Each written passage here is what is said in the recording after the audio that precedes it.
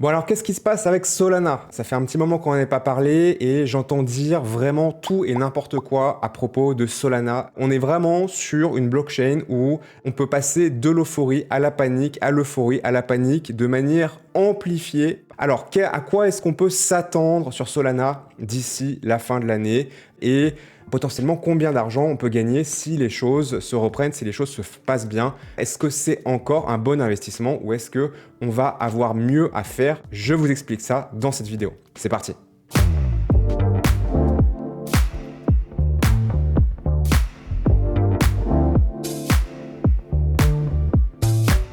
Allez, bonjour à tous, je m'appelle Sylvain Marr, je suis trader indépendant depuis plus de 20 ans et fondateur de Stradogy, l'écosystème leader francophone pour apprendre à investir et trader sur les crypto-monnaies. Pensez bien à mettre un pouce en l'air si vous appréciez ce type de contenu pour me signifier que je devrais en faire davantage. Abonnez-vous à la chaîne si ce n'est pas déjà fait pour recevoir gratuitement ces mises à jour toutes les semaines.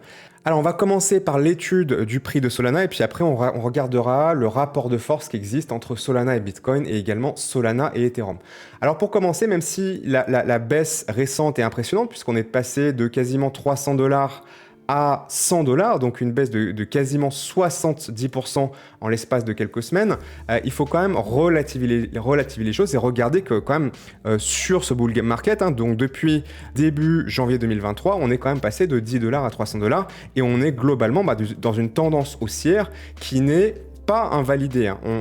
Solana ici a trouvé un support sur lequel il est actuellement en train de rebondir et on pourrait considérer qu'il est dans une zone de range actuellement qui n'a pas été cassée par le bas, chose qui n'est pas forcément le cas, loin de là, pour toutes les altcoins, y compris les altcoins majeures. Donc on a quand même encore et toujours un support horizontal sur les 12 derniers mois qui tient pour l'instant pour Solana. Donc je dirais que relativement à l'action de prix général, relativement à la tendance, la correction qu'on voit là, eh bien elle n'est pas si dramatique que ça et ce support-là va jouer vraiment un rôle majeur dans les prochaines semaines, prochains mois pour définir si on veut aller de l'avant ou pas. De l'autre côté, on a une résistance qui est un petit peu moins bien définie que le support puisqu'on pourrait la prendre ici ou la prendre plutôt au niveau de cette espèce de double top qu'on a ici. Ça manque un petit peu de clarté, mais voilà, on va quand même la positionner quelque part. Et moi, je préfère la positionner sur le plus haut historique, donc potentiellement pour aller chercher plus loin si jamais on venait à franchir cette résistance. Il est notable de remarquer également sur le long terme qu'on a une oblique montante qui avait un point bas sur son premier point bas historique, ensuite qui est venu faire contact à plusieurs reprises suite au bear market, comme certains me critiquent sur la prononciation. Maintenant, je vais dire directement bear market. Santé à vous. Donc, dans le bear market de 2022, avec de très jolis points de contact très réguliers ici. Et pour l'instant, ce support oblique montant n'a pas été touché et il pourrait aussi agir comme un point de rebond potentiel. Alors, c'est vrai que si on allait chercher ce point de rebond-là, ça pourrait faire un petit peu peur parce que ça veut dire qu'on redescendrait vers les 80-90 $, mais s'il venait à tenir, ça pourrait être aussi une opportunité de réachat absolument générationnelle et monumentale. Donc, je dirais que si on regarde simplement ce qu'on a déjà sur l'action de prix Solana, avant d'aller regarder d'autres éléments en comparant avec Bitcoin et Ethereum, on peut également mettre un marqueur à la fin de l'année, en considérant que ça va être la fin du bull market. Voilà, je vais le prononcer aussi à la française. Comme ça, c'est plus la peine de me le dire dans les commentaires, c'est fait. Et où est-ce qu'on peut aller dans ce temps imparti là? On voit qu'on n'a plus beaucoup de temps, mais quand même on a encore un petit peu de place pour différents scénarios. Donc pour moi, un scénario positif, ce serait de tenir le support horizontal qu'on a là, voire dans le pire des cas, le support oblique long terme qui pourrait faire un point d'entrée potentiellement très intéressant, s'il tient évidemment, pour aller chercher ensuite évidemment la borne haute de ce range, le casser et puis potentiellement après continuer. Alors où est-ce qu'on pourrait continuer? J'ai vu beaucoup de choses, Solana 1000 $, voilà, etc. On a beaucoup comme ça d'objectifs qui sont donnés notamment sur Twitter. Moi, ma règle, c'est de regarder l'épaisseur de la zone de consolidation précédente et de la reporter logarithmiquement une deuxième fois. Voilà. Donc là, ça nous amènerait vers les 600, 700 $. ça serait déjà vraiment très très bien après la cassure. Donc on prend la hauteur de la zone de consolidation et là on reporte dessus et généralement ça donne une assez bonne estimation de l'impulsion qui suit la cassure de la zone de consolidation. On peut constater que ça a fonctionné sur Solana à d'autres reprises. Là on avait ici également une zone de consolidation qui faisait à peu près cette hauteur-là, et si on la reporte comme ceci, eh ben on voit qu'on arrive pas loin de la fin de l'impulsion et qui nous emmène vers une nouvelle zone de consolidation. Voilà, on pourrait également l'observer ici, comme ceci, et là quand ça casse à cet endroit-là, on reporte la hauteur une deuxième fois et ça nous amène pas loin de la fin de l'impulsion qui suit immédiatement cette cassure. Donc évidemment, c'est pas une garantie, mais ça permet d'avoir un objectif, on va dire, qui est raisonnable, d'accord? Donc ça fait quand même pas mal, hein. Je veux dire, si on allait dans un scénario idéal à 700 $, depuis actuellement 130 $, ça fait quand même un x5 ou x6, ce serait absolument monumental, mais Solana en est capable, hein, il nous l'a prouvé dans le passé. Donc ça, je dirais que c'est un petit peu l'opportunité maximale qu'on peut avoir sur Solana, qui est franchement extrêmement bien, étant donné la taille du projet, la solidité, etc. Maintenant, si on cède parlons aussi des dangers, si on cède le support des grosso modo 100-105 $, on pourrait aller chercher 80-90 $, qui serait un petit peu le support ultime de très long terme, et si on le casse, là par contre effectivement on pourrait retourner chercher par exemple les 30-40 $, entre 30 et 50 $, et après potentiellement ne plus jamais retrouver un plus haut historique si les choses se passent mal, s'il se fait doubler par des concurrents, etc. Comme c'est malheureusement quand même très souvent le cas sur les projets altcoin. Donc si on regarde le rapport de force entre Solana et Bitcoin, les choses sont un petit peu plus critiques que ce qu'on voit en regardant uniquement le prix de Solana, et c'est pour ça que c'est toujours très intéressant de ne pas uniquement regarder le prix seul, mais de le comparer à d'autres éléments.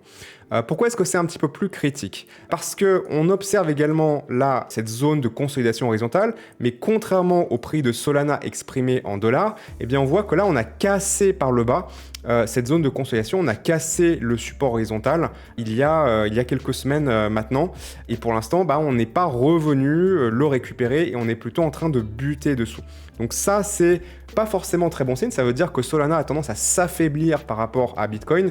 Vous me direz, c'est pas une grande nouveauté, je veux dire la grande majorité des altcoins, évidemment, sur la durée, s'affaiblissent par rapport à Bitcoin, puisque quasiment aucun altcoin n'est en capacité, sur le long terme, d'avoir une performance supérieure à celle de Bitcoin.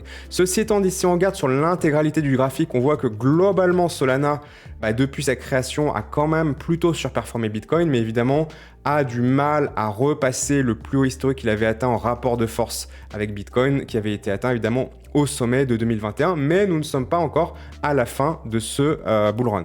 Un autre chose aussi pour moi qui m'indique qu'on est sur une zone beaucoup plus critique et décisive en comparant les choses à Bitcoin, c'est cet oblique-là, dans lequel là, on est déjà en contact, hein. Sur Solana USD, on n'est pas encore en contact sur cet oblique. Par contre, versus Bitcoin, on y est déjà, donc ça voudrait dire que si on cède cet oblique, les choses pourraient quand même se compliquer sur Solana, et on est vraiment possiblement sur le point d'y arriver, donc ça va être vraiment une zone à surveiller avec beaucoup d'attention dans les prochaines semaines.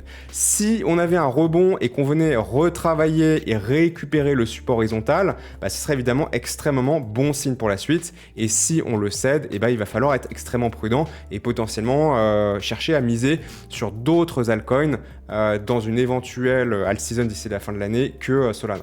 Et enfin, le dernier graphique que je voulais étudier avec vous aujourd'hui, c'est le rapport entre Solana et Ethereum, hein. Donc on divise le prix de Solana par le prix d'Ethereum et on regarde tout simplement comment le résultat évolue. Donc on voit également que globalement sur le long terme, Solana surperforme Ethereum, surtout ces 2 dernières années où Ethereum est en grande difficulté alors que Solana c'était vraiment très très bien repris.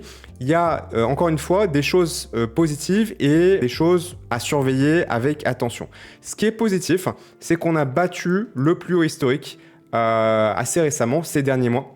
Donc le plus haut historique qui avait été atteint d'abord en 2021 et là on avait fortement corrigé durant le bear market et on était revenu sous cette résistance et puis on avait fini par la casser. Donc ça c'est quand même plutôt bon signe. Dans les choses qui sont aussi intéressantes, c'est de constater qu'ici on a un très joli support oblique moyen terme qui fait très bien son travail avec voilà, des creux qui se rejoignent très bien ici et qui font pression sous puis au-dessus de la résistance historique. Donc ça, c'est aussi une chose quand même assez positive qui indique que globalement, Solana continue d'avoir de la surperformance par rapport à Ethereum. Vous me direz, avoir la surperformance par rapport à Ethereum en ce moment, c'est quand même pas non plus très compliqué. Maintenant, moi, ce qui potentiellement pourrait m'inquiéter un petit peu, ce que j'aimerais pas voir, c'est toujours la même chose, c'est si on cède sous cette oblique montante ici, c'est inquiétant, d'autant plus que là, oui, ok, on a passé à 2 reprises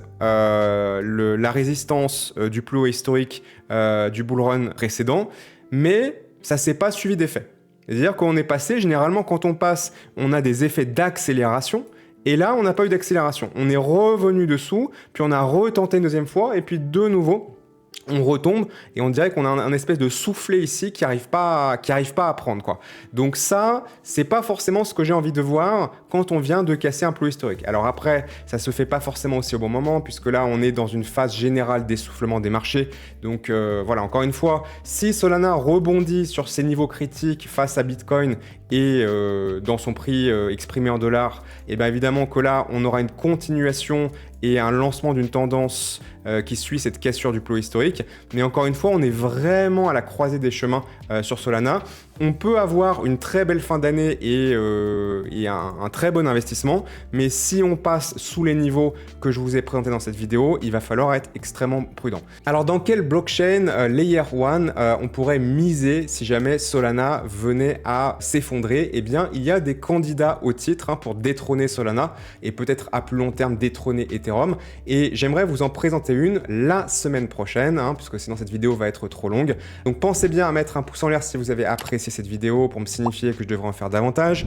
Abonnez-vous à la chaîne pour pouvoir recevoir gratuitement mes nouvelles vidéos d'analyse et d'opportunités sur les crypto-monnaies. Et enfin, ne quittez pas cette vidéo sans venir vous inscrire sur le site ou sur le Discord. Les liens sont en description. Moi, je vous dis à très bientôt. Salut!